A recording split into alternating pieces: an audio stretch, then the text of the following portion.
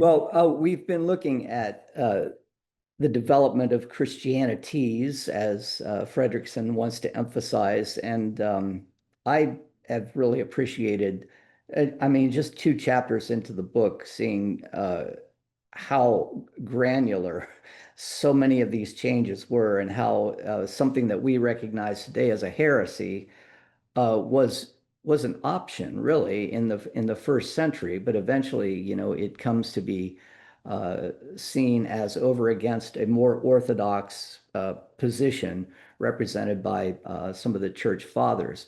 But the people that we've been looking at, the alternative Christianities of the second century, especially about the middle of the second century, we looked at Valentinus and we did not get into Marcion last time, but both of them are products of what we might call the middle Platonic or middle Platonist paradigm, and that is the idea that there is one high, overall, unchanging God above.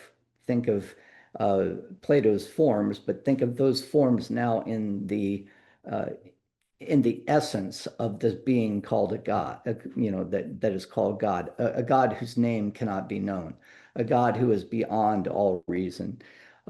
We talked a little bit about Neoplatonism, uh, in which this God emanates first mind and then soul, and then eventually God's love overflows to the point where these emanations create the material world.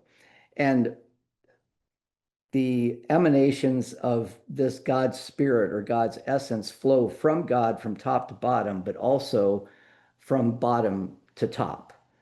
And I like to think of when I was a kid, my dad always took me to the technology building of the Ohio State Fair, and they had this water spigot, with water that was coming out of it, and it just kept coming out and never filled up the bucket. Do you know what I'm talking about? There, you've got these. Well, what it is one of those continuous loops that the water is going from out of the faucet and then back up into the faucet again and going over and over again. That's kind of how Neoplatonism is. God's emanations emanate from above to below, and then also from below up to above. And uh, it is incumbent upon the Platonist to rise with that returning emanation, to move away from this world of imperfection into the world of perfection. Well, this gets very easily applied to the Christian paradigm, in which, well, first of all, to Judaism, and then later to this movement that's growing out of Judaism that comes to be called Christianity. Last time we talked about what we know of the man by the name of Valentinus, and Valentinus was the one who said that, that the high God had these emanations, and one of those emanations, they were pairs that came out, uh, called Sophia, wanted to create a world just like the God who was her source. And she ends up creating this world with another God called Yaldabaoth, and it ends up being just a complete mess, right? And so human beings get kind of caught up in this world of material existence when our true essence lies in the spiritual world above. Now, this very easily gets transformed into something called Manichaeism, where the material world below is seen as evil, right? A realm of darkness, a realm of, think of Zoroastrianism, right? A realm of darkness, a realm in which the soul is completely mired and locked within the body of human beings. And in this world, there are three states of human being. One that is the highest state is being spiritual. The middle state is the animate state, and then finally you have people who are just caught in the material world itself. And the idea of Valentinus is that Jesus comes to, through his teaching, explain how we can rise back to the world of spirit, the world of God. Um, and this is just a form of what later comes to be known as Gnosticism. But it presents a lot of questions because uh, all of this is kind of reflecting on Plato's Timaeus. And when Plato was explaining how the world was created, there were these two entities. There was the eternal God, and then there was eternal pre-existent chaos, you might say, or pre-existent matter. And then a demiurge comes in and creates out of that pre-existent matter. Uh, the demiurge has no real connection with the God above, other than he is a creation of that God above. So that raises the question, right? And it's going to have ramifications when we later on come to talk about Jesus. Was the God of the Old Testament, for example, as Valentinus suggests, and Marcion will suggest as well, simply the demiurge God that Jews have mistaken as the true God? And now that Jesus has come, we can see the waywardness of Jewish ways by worshiping this God who is entirely admired in material existence, as evidenced by, the emphasis on blood sacrifice and law, and things along those lines. So this is a form of Christianity that is developing in the first century due to the context of Platonic philosophy, and more specifically, Middle Platonism, that really focuses on this idea of knowing this world and how was it created. Um, so that's where we were last time. Uh, and I want to pick up with another person who's very much like Valentinus, uh, and Marcion. In fact, in some ways, they're very difficult to distinguish, but it's the same idea that the God of the Old Testament. Now you can come to see it wasn't being called the Old Testament this time. It was simply being called the Hebrew Bible, the Bible, the scriptures of the Jews. But you can come to see now how, given this developing uh, this developing paradigm, that the scriptures of the Jews are seen as old and having been superseded by the coming of Christ. And this is precisely what Marcion wants to say as well. But please let me stop there and see if there are any questions.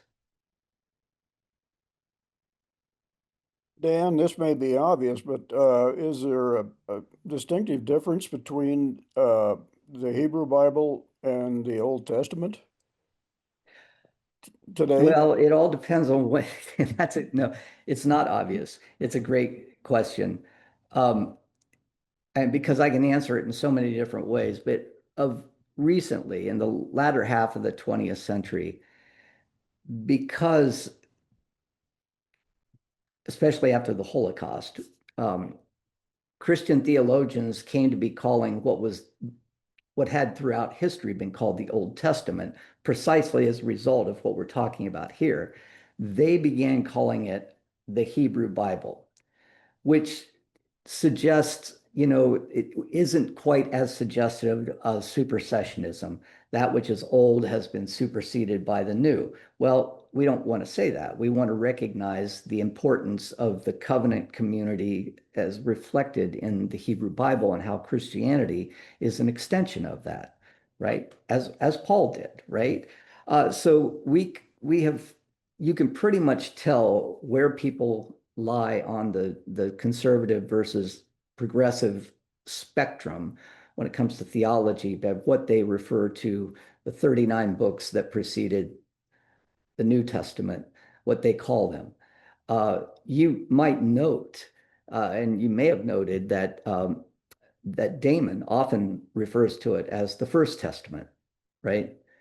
Uh, but there's a value judgment that comes with Old Testament, and there's movement on the still for people to try to recognize that all of the books of the Bible, 39 and 27, if you're looking at the Protestant Bible, are God's revealed scripture.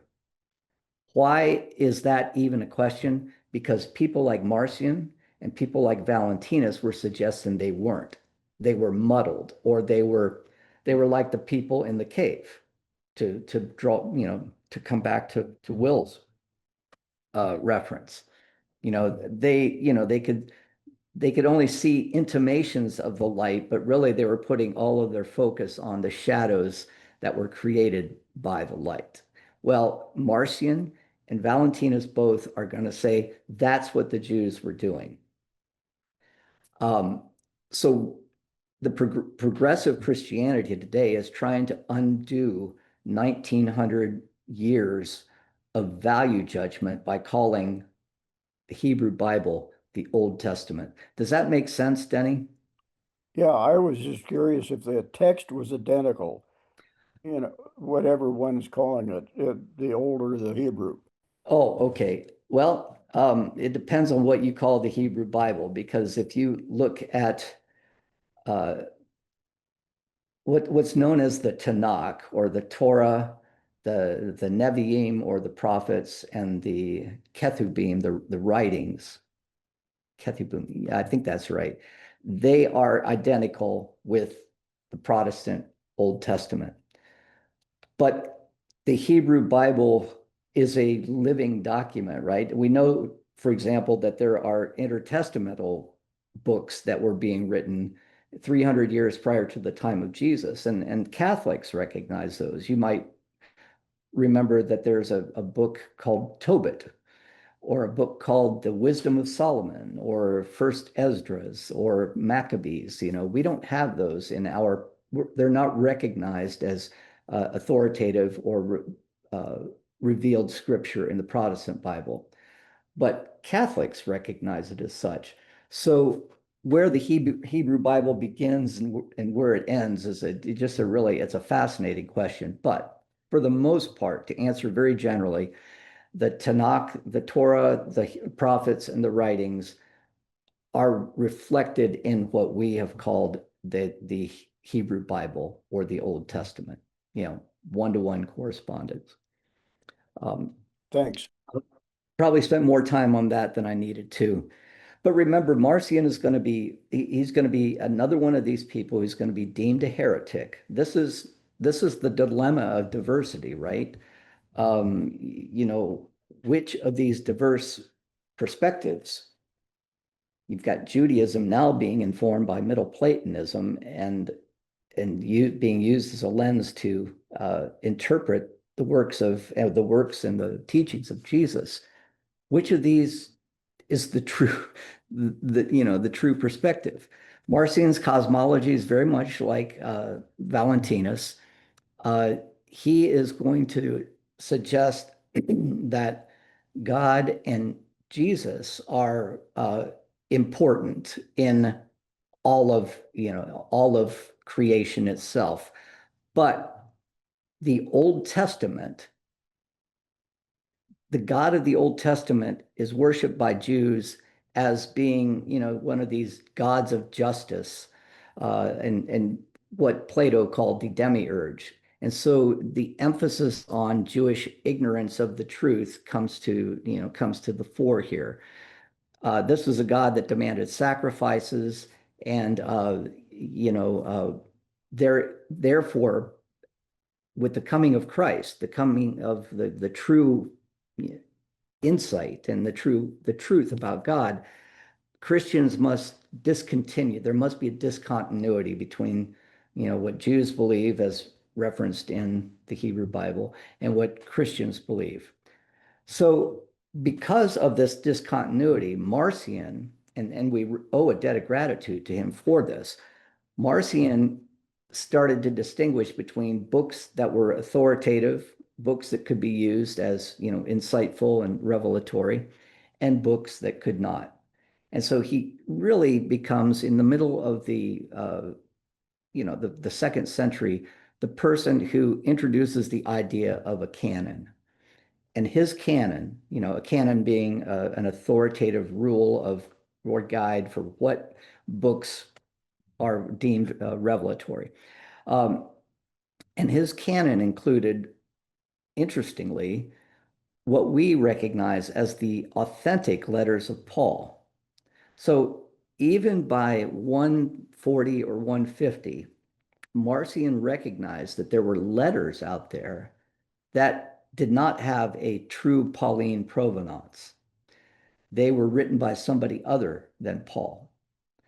And so he distinguishes. So he probably would not have uh, recognized Colossians or First Timothy, or if it was written by the time that he was, so he wouldn't recognize some of those later letters that we have referred to as in various ways, but not authentic letters of Paul's.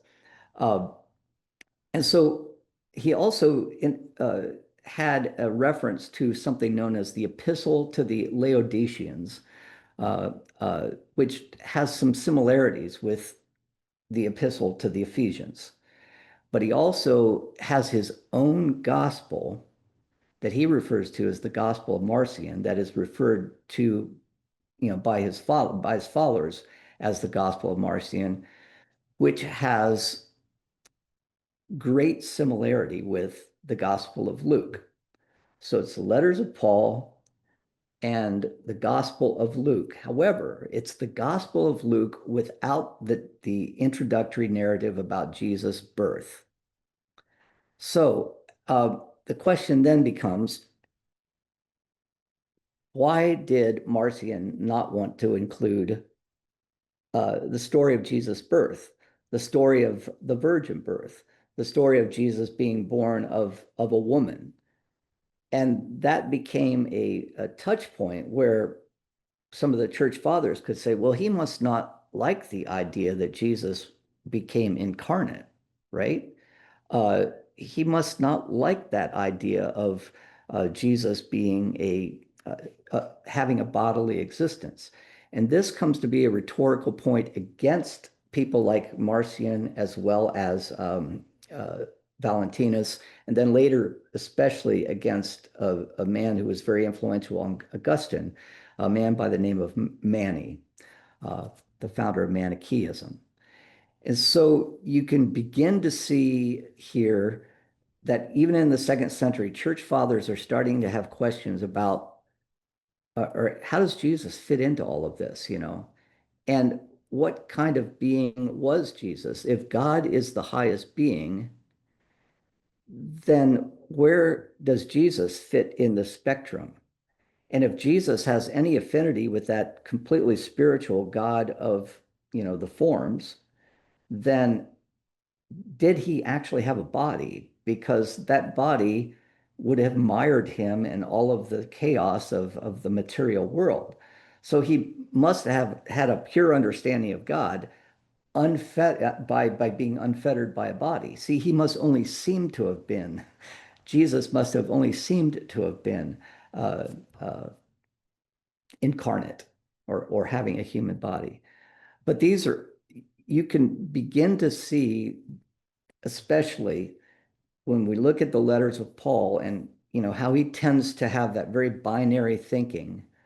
The flesh is the flesh is weak, sinful man that I am, that good that I would do, I cannot do.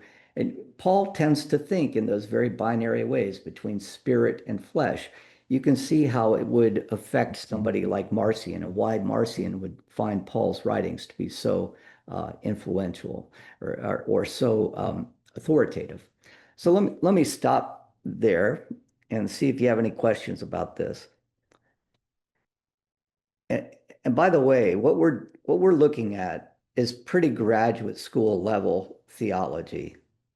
So I hope you're enjoying it as much as I am. It's a nice review and everything.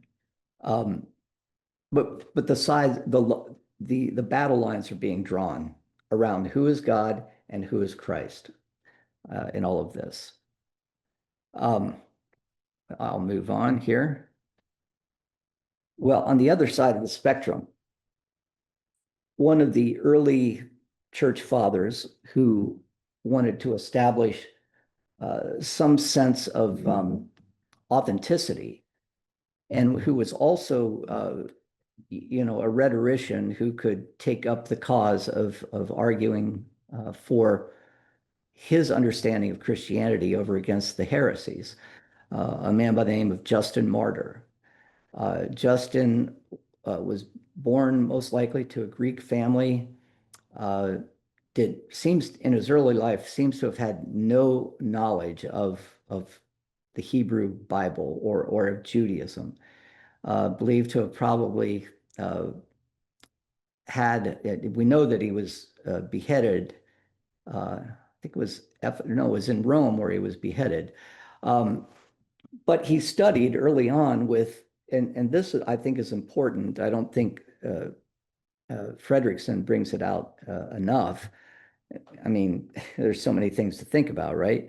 But early on, he was a man of means. His family was probably diplomats or had some sort of government position, and so he had education, and he was a seeker, and so he first studied Stoicism, and he found it not as fulfilling as he would like it to be. However, he did maintain and if you remember, Stoicism emphasizes that the universe itself is ordered by this principle called the logos, the word, right? It's where we get the word logic from. And this was something that he retained in his later life when he converted to Christianity, and it was going to be very important for him in explaining who Jesus was and what role Jesus played in the act of creation itself. Think, for example, of John chapter 1. In the beginning was the Word.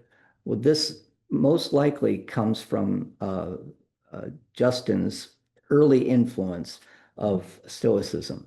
But Stoicism, fell aside for him, and then he started to study with the Pythagoreans. And I couldn't help but think of uh, college students today, though. The trivium and the quadrivium. Trivium being, if I remember correctly, grammar, logic, and rhetoric, and then the quadrivium, uh, mathematics, geometry, music, and astronomy. So you have the seven liberal arts, right? And Justin was all about, studying with the Pythagoreans, but he just didn't want to study music and astronomy. I don't need that. Doesn't that put you in mind of students these days, right? Why do I need that? I mean, all I want to know is geometry. I want to know about this world. Why do I need to study music? I hear that so much from students every year of my teaching career. Why do I need to study religion? I'll never use this, right? Well, Justin himself was probably, of that mindset. Uh, but then eventually he's still a wanderer, kind of peripatetic type of student and well as teacher. And he meets in Syria a man who introduces him to the prophets and emphasizes that the prophets themselves, carried the Spirit of God. And it's this Spirit of God that lies, according to Justin, at the heart of all Greek philosophy. It the problem is the Greeks are just not aware of the essence of the Spirit and where it comes from. So he converts to Christianity, and he comes to recognize and he comes to argue against Greek rhetoricians that they are muddled in their thinking because they're not completely aware of the true source, which is the God of the Hebrew Bible, the God of creation, right? And so you can begin to see already where there's this appreciation for the Hebrew Bible instead of a disparagement of the Hebrew Bible. Um, so he enters into all kinds of rhetorical phrase and debates with many of the Greek philosophers of his day, trying to emphasize that Christianity is the universal philosophy that explains, the world itself. And we have some of these, the dialogue with Trypho, for example, uh, where Justin identifies particular heresies that we're talking about here. But he was informed by Middle Platonism, just like the other folks were, you know. However, he's going to be the one who is going to introduce the idea that Jesus was the means by which God created the world. And it's the spirit of this creator that still pervades the world, that the Logos, right? That was eventually um, that was eventually revealed in the person of Christ. So this is the spirit that was present in the creator in Genesis. The Logos was what informed Moses and what informed all of the prophets. And the Logos is what eventually comes to be incarnate in Christ itself. Well, this sounds very much like what we understand. You can see just the seminal form of Orthodox theology developing here. Um, let me stop and see. I'm talking on and on, probably give you more information you need. So, any questions about this or comments?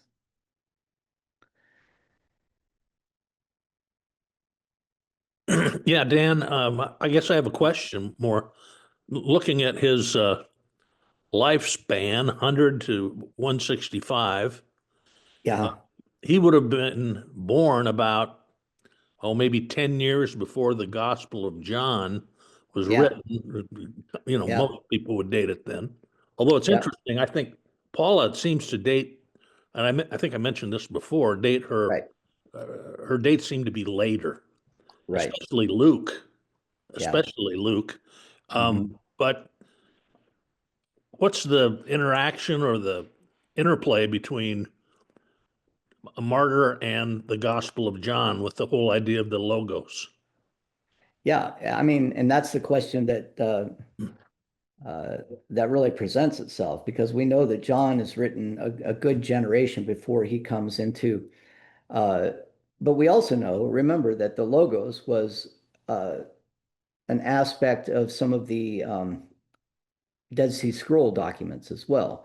So it's not like it was an utterly new idea, uh, but the Stoic aspect of the Logos and the theologizing on the development of the Logos is where Justin really shines.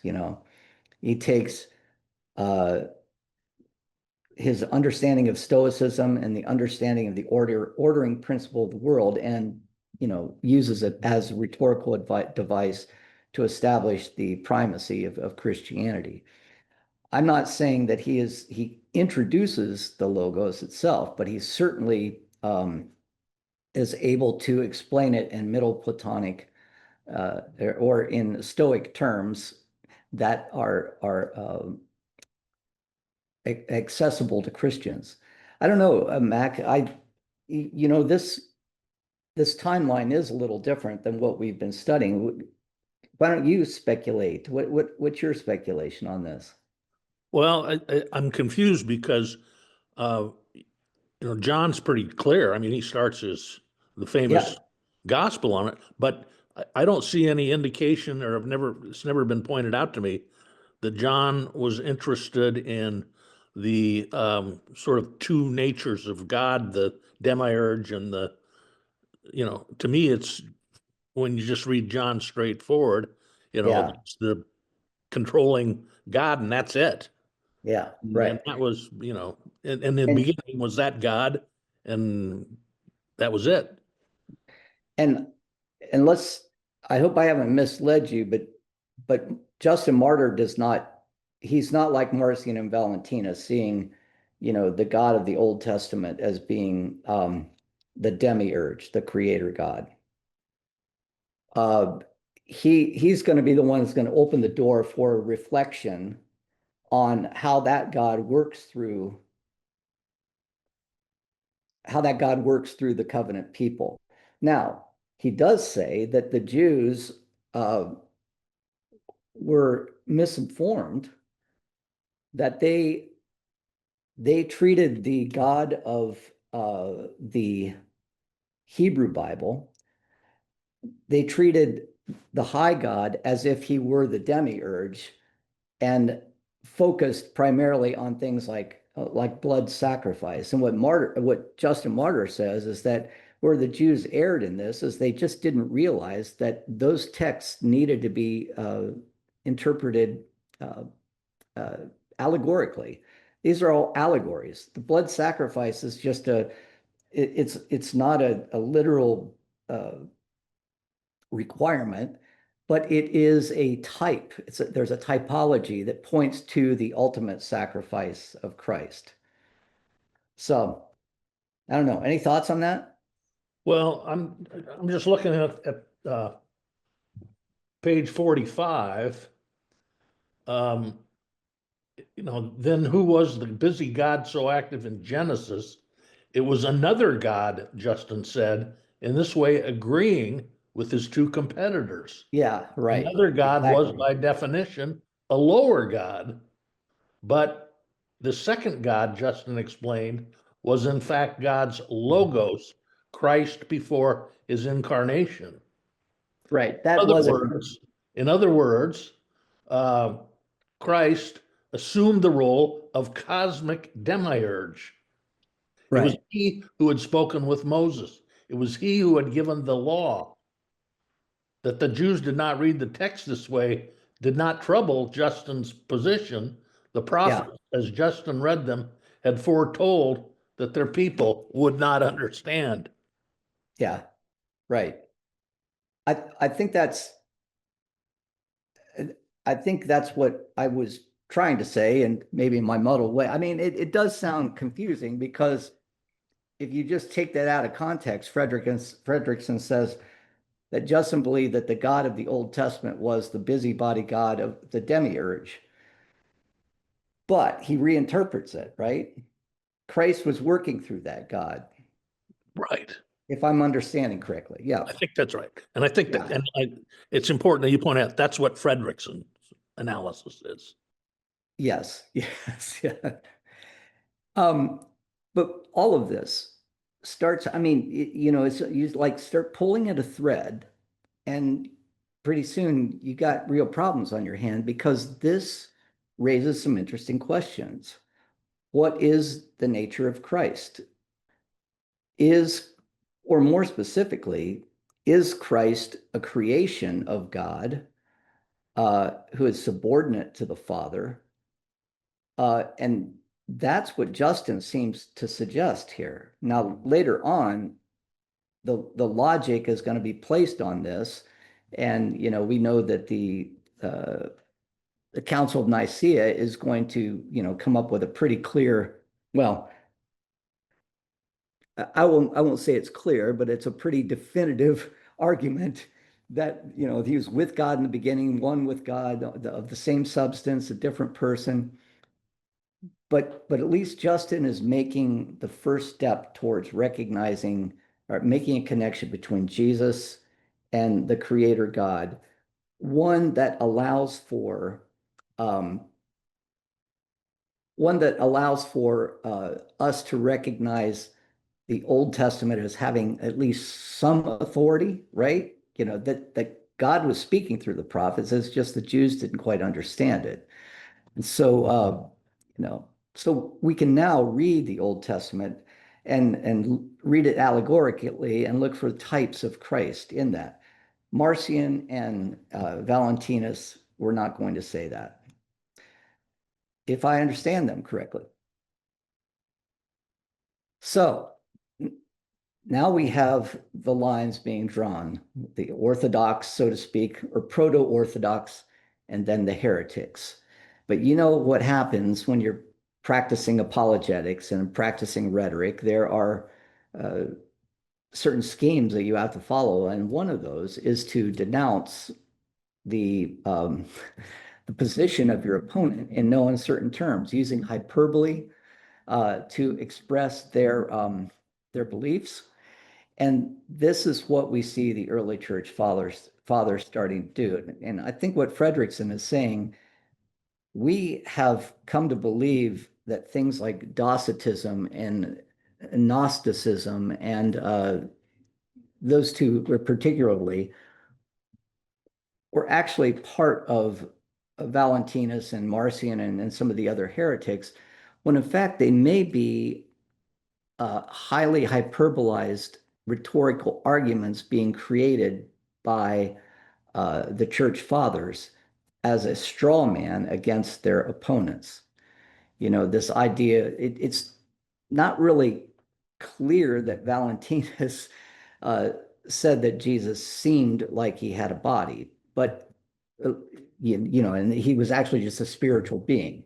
But that comes to be a charge against the the people outside the fold of proto-orthodoxy. Docetism is the one that the question, the idea from the Greek word dokeo, meaning to seem or to appear. And that is the idea, well, you know, if this world is so mired in ignorance, then Jesus, being fully aware of the high God, could not have been mired in that ignorance. And if your body is the vehicle which is that allows you to be mired in that ignorance, then Jesus must not have had a body. It makes pretty good sense, right? Well, then what happens? You know, what about, we know that Jesus ate and he drank with his disciples. Obviously, those are bodily things, but Valentinus, he said, yeah, oh, he had a body, but it was kind of a spiritual body. You know, he would eat, but he wouldn't evacuate. You know, that food just kind of went someplace else. So in other words, Jesus never went to the bathroom, right? The aspect of human existence that's always been the most repugnant, you know, uh, and so or of bodily existence, right? Uh, why is it then that Marcion leaves out the nativity of Jesus? Well, because, you know, so say the church fathers, because he doesn't want to focus on Jesus being born of a woman, you know, being born in this, you know, highly human way. He rose above that somehow. But we see in this the beginning of the Orthodox, or what we might call proto-Orthodox emphasis on the incarnation. And I wanted to, can't remember what it was exactly I wanted to read here, but I think I remember where it was. Um, Down at the bottom of the page on page 46. Their opponents' accusations of Docetism served by way of contrast to emphasize Christ's fleshly incarnation, the better to foreground his death as a blood sacrifice and his resurrection as a physical, embodied event, as indeed they insisted the believers would also be. That so now we're getting something that's very Jewish, actually. uh, this emphasis on the importance of the goodness of creation, the goodness of the body. There is a tendency among the Greeks to disparage the body, not calling it evil, but certainly calling it uh, the prison house of the soul, I think is how Plato refers to it. And if it is a prison house of the soul, then how do you release yourself from that? And you know, it's by gnosis, and this is where the claim of Gnosticism comes from. You know, the church fathers claiming that their opponents, uh, you know, saw Jesus as one bringing a secret knowledge, and only a few could have this knowledge. But that knowledge was the key that unlocked the prison gates and allowed their spirits to ascend to heaven. And it's because of these conflicts that are going on that Irenaeus, by the middle or the latter third of the second century, probably taking a sheet from Marcion's notebook, emphasizes the need for there to be a Christian canon. And somewhat arbitrarily, so it seems, he said, you know, there have to be four gospels. Justin Martyr, interestingly, did not refer to them as gospels, but referred to them as memoirs of the apostles. But there have to be four gospels because there are four directions, there are four winds, you know, he's got this little schematic. There must be four gospels, and he settles upon Matthew, Mark, Luke, and John. I know there's far more that goes into that. Those were probably the four that were being read most consistently in the churches at that time. But these gospels, in order to be authoritative, there had to be some sort of apostolic provenance. They had to have come directly from the apostles of Jesus. Now, how did Luke get in there? Well, remember, Paul was an apostle, right? So now we have very clearly, even Irenaeus doesn't question the idea that Paul was an apostle because Luke, Paul's, uh, secretary or traveling companion, was getting his information directly from Paul. So having that apostolic uh, background is very important. Um, Another way that this idea of heterodoxy or heresy came to be established was by claiming that there were, one of Paul is a big figure, right? We know that from Marcion, and we know that also from Justin Martyr, right? And one of the ways to make sure that you could establish a kind of orthodoxy in the books that you were reading is to claim that they were being written by Paul. And these are referred to as pseudepigraphic texts, right? Having, a false author, but writing in the name of Paul, but nevertheless, still being called authoritative. And we know this from our own study that there are authentic texts of Paul, Philemon, Galatians, Philippians, First Corinthians, Second Corinthians, Romans, First Thessalonians. I'm probably missing one in there. But then there are also what are called Deutero-Pauline texts, but yet still they made it into the canon, right? Well, how did they do that? By claiming that connection with the Apostle Paul, right? So some of these texts were used over against the heretics as well, people writing in the name of Paul. And there are a lot of interesting texts that are out there. I would really like to see I would really like to read the text called, but it's Paul and Thecla, and I can't remember what the text is called. It's not the Gospel of Paul and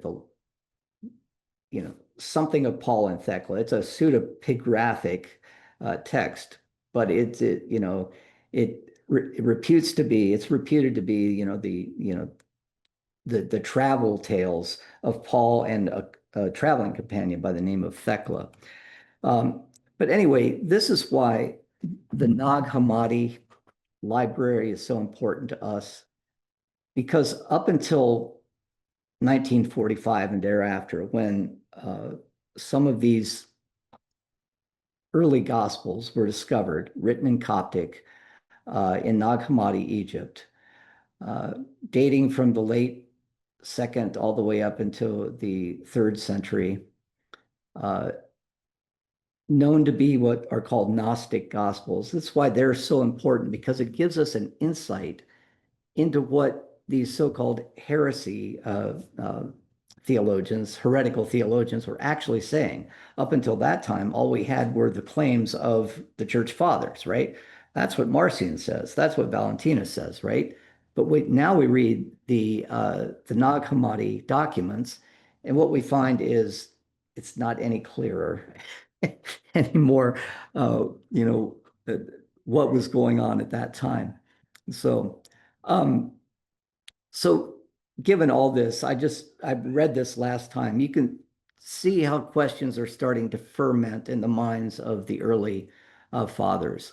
And they finally come to, profession of faith in the Nicene Creed. And this section here that begins, I believe in one Lord Jesus Christ, the only Son of God, begotten from the Father before all ages.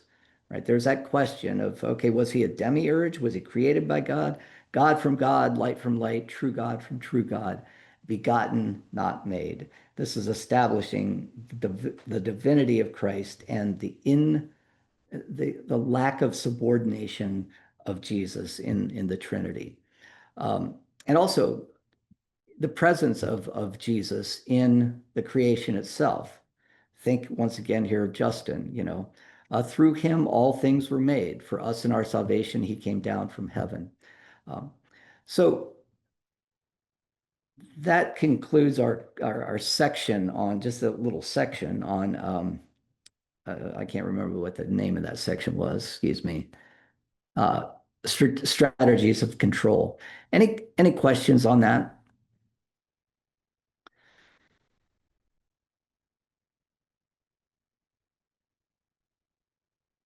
Dan, just to return to a basic uh, thing, when they talk about the Gospels and they had to have an apostolic pedigree, Yeah, they're that's where the notion, which is still not completely dispelled, that the New Testament, the synoptic Gospels in particular, were written by disciples, right. and they must have Exactly. thought that then. Yeah, yeah, or at least the oral tradition came directly from those. But when they're talking about memoirs, and Justin was talking Yeah, about memoirs before referring to them as gospels. I think he refers to them as gospels, but a couple of times, but more specifically, he talks about memoirs. It's like, I mean, these are the memories of the disciples themselves. Um, yeah, I mean, it's a good point. It's very difficult to know how all of this developed. Um, anyway, I guess that's all I have to say about that one. I was going to go off in another direction, but I don't want to do that because I realized we've stayed in this chapter for, 3 weeks now, and we're hardly, I mean, there's just so much here. I'm sorry. Um, any other comments? And please I don't mean to act like I'm in a hurry, but I really want to hear what you all have to say about this. I'm curious as to why Fredrickson inserted this subsection into the chapter, because in some ways it seems more apologetic than following the flow of the chapter itself. Because all of a sudden we have, and I appreciate the fact that it's here, and I also appreciate the conclusion that she comes to. But what I think she's trying to do, and I may be completely wrong on this, but uh, the feminist movement in the 70s, that began in the 70s, the first wave of, feminist theologians, really emphasized the fact that in the early church, and I emphasize this fact as well, from what we can tell, the early church was this progressive movement in which social roles, economic roles, gender roles are all undermined, right? And it comes back to this idea of Galatians, for there is no longer slave nor free, uh, Jew nor Greek, male and female is what it says in Galatians, not male or female. Uh, and I think Fredrickson wants to maybe put a period, you know, uh, to kind of conclude this argument, because I think she may feel, and I may be completely wrong about this, that there was a lot of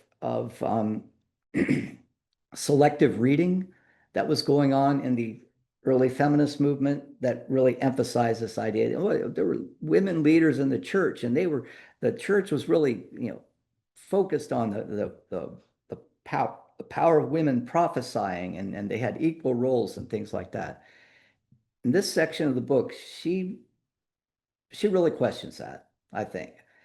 In fact, I will conclude with, what we're going to start with next time.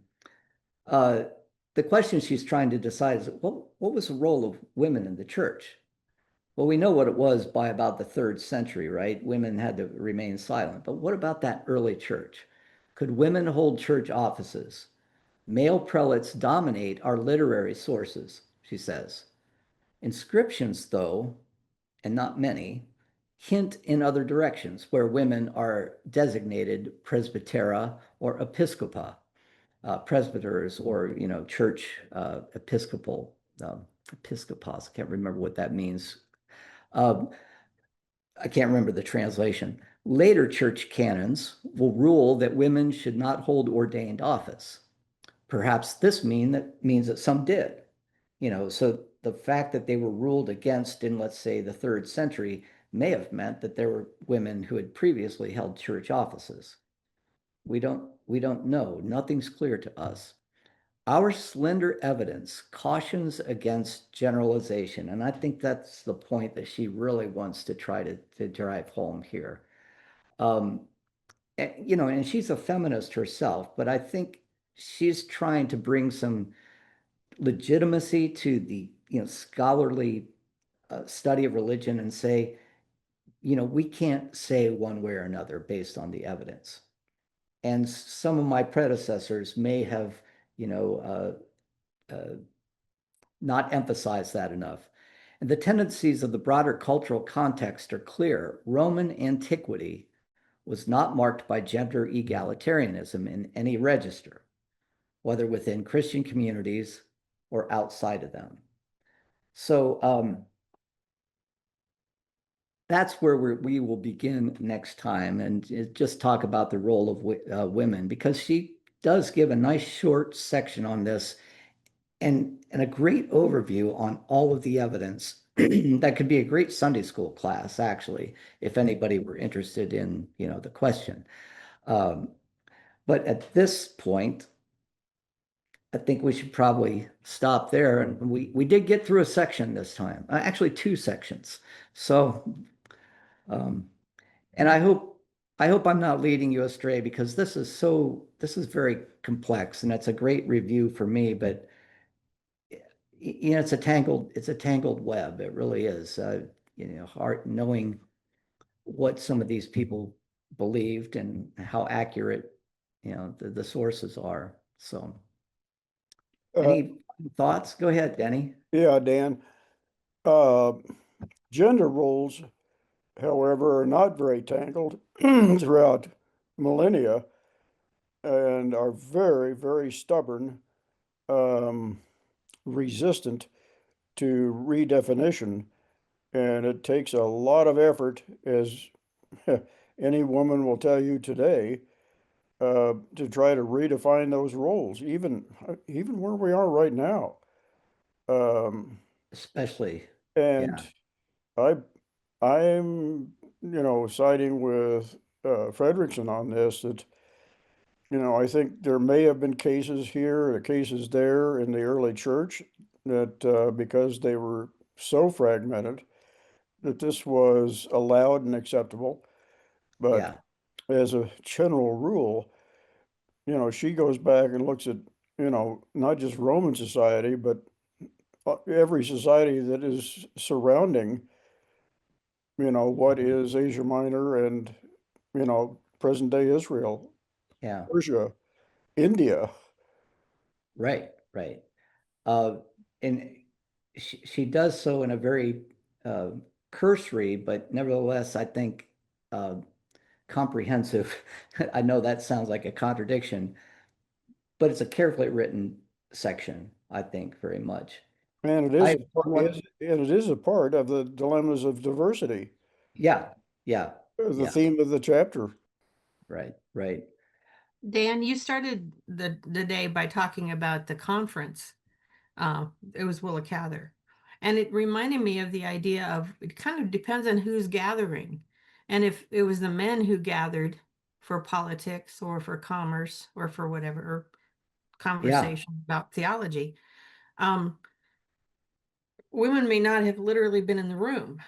Um, but what they were doing, which is what the gospel spent a lot of time paying attention to was what you do after you realize through Jesus what the nature of God is. Right. Just never got reflected because for the most part, the men in the room would have to reflect what women were doing, and writing wasn't one of them. Yeah, right. Um, and don't get me wrong on this, because from my perspective, I want to believe that Galatians 3:28 is the ideal, and that's what Paul meant, that there is no gender differentiation, there is no socioeconomic differentiation, there's no ethnic differentiation, but that logos that was there in the beginning is the essential life-giving aspect of the church that makes everyone equal together, not eliminating diversity, but recognizing that diversity a kind of equity that allows for creativity to take place. That really easily gets stamped down in a culture that is predominantly masculine. Think about the Romans. Think about the way that commerce worked, and think about the way that the religious cult was practiced, and things along those lines. It's just a terribly male world, and I think it wasn't long before the church received that imprint, uh, and then the ideal was lost. That's my perspective on that. But Fredrickson says, well, that's great, that's great for you to believe, and she believes it as well. But when we look at these sources, it's really hard to say anything, which is kind of disappointing at a time when we really need to have that kind of affirmation, I think. Um, anyway, any other thoughts?